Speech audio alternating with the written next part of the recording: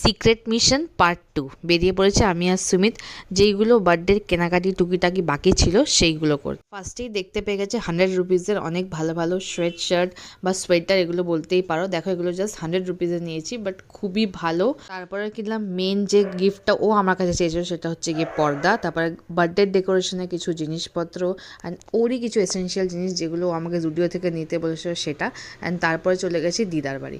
দিদাকে দেখো কীভাবে জ্বালাচ্ছি, এদিক ওদিক দরজা ঢাকাচ্ছি যাতে বুঝতে না পারে কে এসে, কিন্তু দিদা ওদিক থেকে ঠিকই বলছে এটা পিউ ছাড়া কেউ হতে পারে না। আমার ছোটোবেলাকার অভ্যেসে এভাবে লোককে জ্বালাতন করা। এখানে দিদাকে সে দেখাচ্ছি যে দেখো কী কী কিনেছি।